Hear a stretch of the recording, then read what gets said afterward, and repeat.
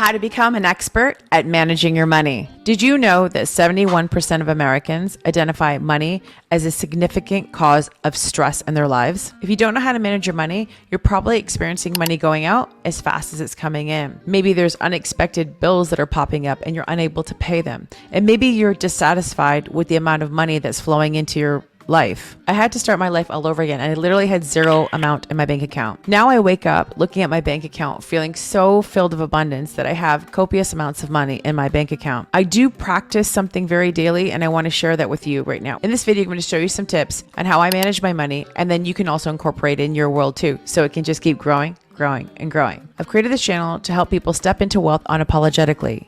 If you're ready to have wealth and be unapologetic about it, make sure you hit the like button, subscribe, and press the bell so that you can be notified when I release new videos, because you want to be on this frequency, right?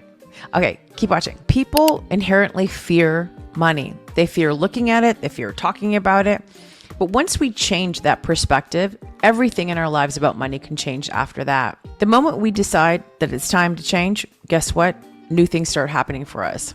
Now, for me, I started screenshotting my bank account even when it was, let's just say, not stuff you show people. But I was like, you know what? I'm going to take screenshots of this because this is not my be all end all. I'm going to look at it, and yes, there's not much in there, but one day there will be. And I just kept looking at my account over and over again because I didn't want to have the fear of not looking at my account. Most people are afraid to look at their bank account. They're like, oh my gosh, I want to look at it. I don't look at my bills. If I don't look at it, they'll go away. It won't be true, but it's not true. The more that you look at it, the more you start having power over it. So even when my bank account was negative in the red, I started looking at it so that I could start getting rid of that fear and start being in a place that I decide, you know what, things are going to change. And now I wake up looking at my bank account with so much gratitude. I'm like, remember when we didn't have money? And remember, when I said all I would love is just having $40,000 in there. I mean, it's incredible how my bank account just grew. And I love looking at it every day. I love looking at it grow. I love looking at whatever is happening in it because now I feel this gratitude. And listen, I did it when I didn't have any money. So you got to start this practice now. Start neutralizing what it feels like, not making it be a big deal to look at your bank account. And in this video, I'm going to show you some of the things that I did on a daily basis that helped me go from a negative bank account to having more money in my account now. I mean, we've had millions go through this account since. And so I want to show you how you can start implementing these tools right now. Tip number 1, I never let my bank account drop below a certain number. Yes, once I started making some amount of money, I pretended that that was the zero balance. So let's say that, $500 or $1,000 is what it was, right? I would not let my bank account go below that. So I wouldn't buy anything from there. I wanted to make sure that that's the minimum, because what I did was I raised the standard of what I would allow in my account. And so naturally what happened was, even the number's insignificant, by the way, but naturally what happened was I started programming myself consciously and subconsciously that I would never drop below that amount. And guess what? It worked. Right now I have the amount of, I'm never going to go below $100,000 in my bank account, but that's something that changed over time. It didn't start there, right? It started out as something small before it was like 500 or it was, 1,000. And then once I started keeping those minimums in there, they became the new standards of what was allowed. So then every time I did look at my bank account, even though I wasn't using it, I still could say, hey, I had money in my account. It started signaling to my brain and to my subconscious, hey, we're not broke. We actually have money. So I started growing the muscle over and over again, little by little. And it builds up over time. And I knew I was creating this wealthy version of myself. I didn't want the money to be the indicator that I wasn't wealthy. I needed to get into the state and the belief that I did have money in spite of what my bank account was telling me, right? And it worked. Okay, keep watching. I got tip number 2. Tip number 2, allocate a budget for spending. I'm not somebody who lives by a budget, but when I was starting out, I did when I had to start managing my money. It was something that was really important for me to, even though I had it, not overspend in a certain area so that I could have money for other things. So setting up a budget is really important. So this is a bit different than what, the Dave Ramsey's would say. I would say that if all your money's going out towards bills or to other things and you have nothing to spend on yourself, then you haven't allocated enough for you to enjoy your money. So it's always like, having resentment around it. I don't ever have enough, feeling unmotivated to make more because it's just going to go out the door, not allowing yourself to really enjoy what it feels like to have the wealth that's coming in currently in your life. So what I would do is I would allocate a certain amount of money that's just for you, where you feel no guilt about it, where you could just go out and enjoy it and make yourself feel happy, like, oh, I got to go do this. I got to buy this. I got to experience this.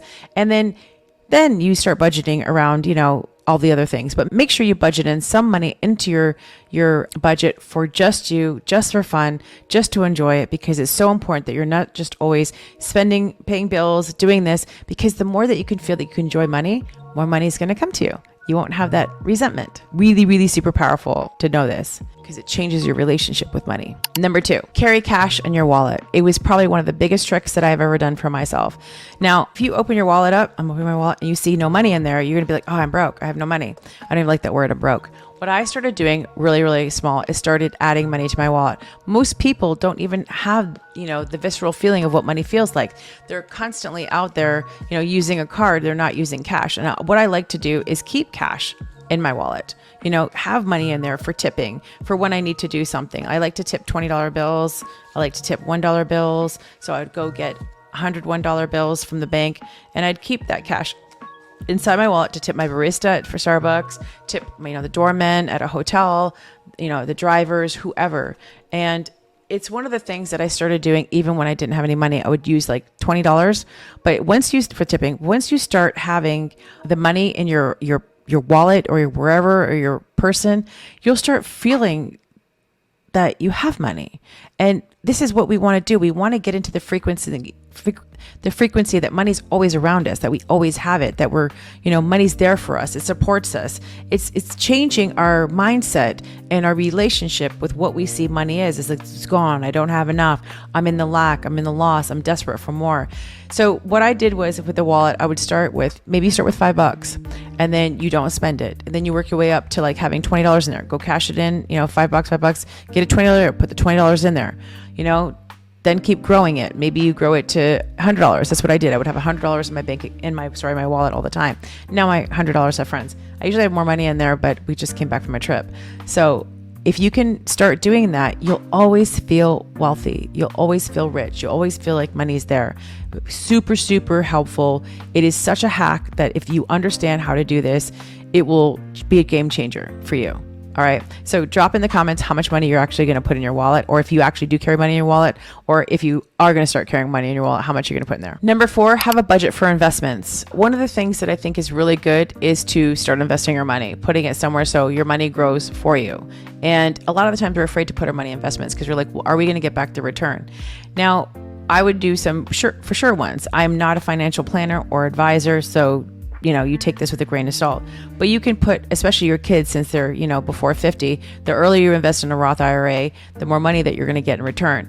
Someone like me that's 52, I kind of missed the boat on that, but you have a maximum what you can invest every year into your Roth. And like, I think if you put like, I don't know, again, don't quote me, but I think I heard if you put like, $7,500 in, from now until, if you start now with your kids, that they're young, it could start growing. It'll turn into millions. Of course, you're putting that money away and you can't use it, but it's growing there for you. And so find ways that you can start investing your money that it's going to be compounded in a way that you're going to get a good return on it. There's different things that you can do, but find a way that you are having your money make money for you. That's really, really important. So I'm not someone that's big into the stock market just because of the up and down of it, but I find places that I can put my money in that I know, yes, it's going to grow in this area. Yes, it's going to compound and it's going to have a good result for me. That's something I think everybody should do. Also, if you have not got Unlocking the Quantum Woman, you should go grab my book. It's on Amazon, and leave me a review, please, if you really liked it. I read all my reviews. I literally wake up every morning looking at them because I love them. I love when I see that someone says I changed their life. I love it. This book will change your life. Even if you're a man, read this book. Men, read this book. It'll start helping you get into that mind frame and of really being able to move out of, oh my gosh, this is my reality, to, oh, I get to create this reality right now, because whatever we have in front of us, we've manifested, right? So if you want to manage more money, you have more money to manage, start working on this right now. Also, if you have not subscribed to and start listening to Unapologetically Rich, my podcast, go listen to it now. Also, I wake up and look at those reviews too. I love them. I love them. I love them. I literally screenshot them. I save them. I read them over and over again. They make me so happy. I know it's like a weird thing, but I love it because I'm gonna get teary-eyed thinking about it because it really makes me happy when I'm helping people change their lives. So every time you leave me a review, it makes me feel like so excited. Or you leave me a comment on these videos, I literally go read them, all of them. I read every single one of them. I might not be able to reply to all of them, but I read every single one of them because it just keeps me going to keep showing up and sharing what I know and learn and with the world. So thank you so much. If you haven't joined our Quantum Woman group, go check it out and join. Also, we have an in-person event coming up in Chicago here, and you should probably come attend. It's such a small investment to come to be in the room with other powerful people. Tickets for that are going to go on sale. The VIP are almost sold out because anybody who's a client of ours, they have first access to buy, but it's coming up in October. So I hope to see you there. And if you have any questions about what programs to start with us, just send an email to my team at support@shaminataylor.com. All right, stay tuned for the next video. Bye for now.